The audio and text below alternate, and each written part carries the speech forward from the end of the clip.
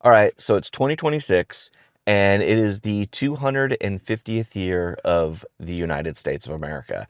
And I was thinking about this the other day, and I started looking into some things with the Declaration of Independence. And I started looking at the different individuals who signed the Declaration and some of the things of their lives. And, we know about the John Hancocks and John Adams and these guys who, put their life on the line. These guys were leaders who basically put everything out there. They thought that they were signing their death warrants.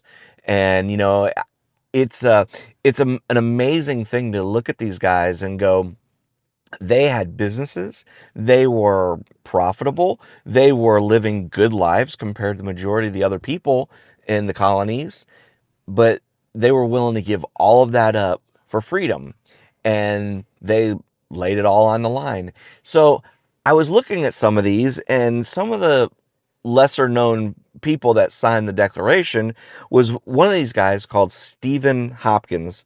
Now, Stephen Hopkins is an interesting fella. He came over. He actually has history with Benedict Arnold, believe it or not. And he's related to Benedict Arnold, believe it or not.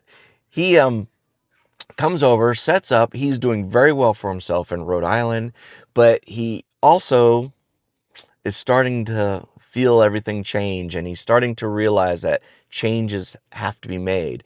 And he's a leader. He's an outspoken individual, and he becomes part of this movement to basically separate themselves from England. So he's one of the signers of the Declaration of Independence.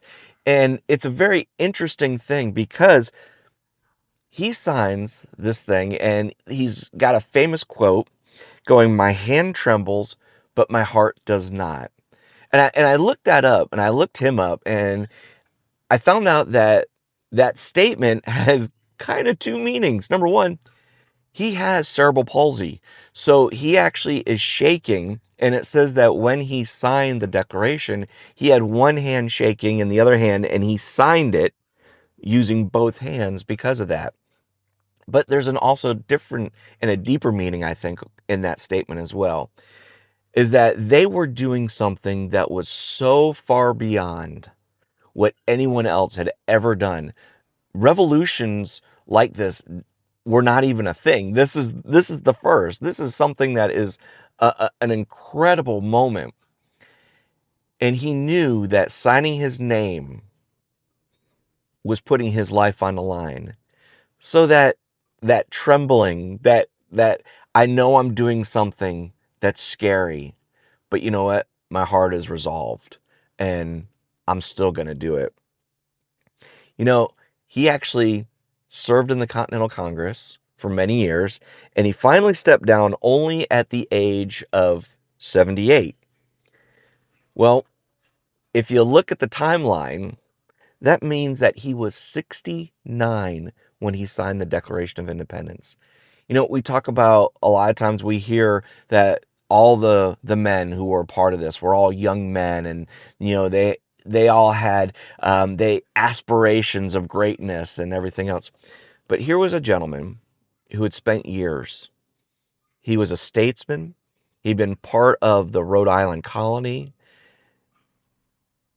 He really thought about this, and he stepped out as a leader and put his name on the Declaration of Independence, knowing what it meant.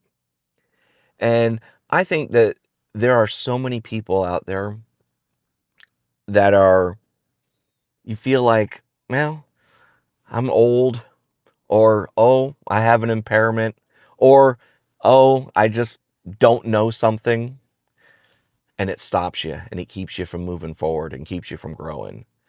Can I just encourage you, until you breathe your last breath, you can continue to grow. You can continue to learn. You can continue to have an influence on other people and make a difference in this world. I want to be more like Stephen Hopkins. I want to be that person that's struggling, but still moving forward and still doing brave things. And I hope that for you as well. All right. Please, do you like this content? Let me know, because this is something a little bit different, a little bit sideways. Um, I was just kind of doing some deep dives the other night, and some of these guys on the Declaration, I want to share some more of them. And if you like this, give me a thumbs up, give me a like, so and a positive on the video, and I'll make more content like this, as well as doing my leadership and personal growth teachings. So like, subscribe, and I'm looking forward to bringing more stuff like this to you in the future. All right, take care. We'll see you again tomorrow. Love you. Bye.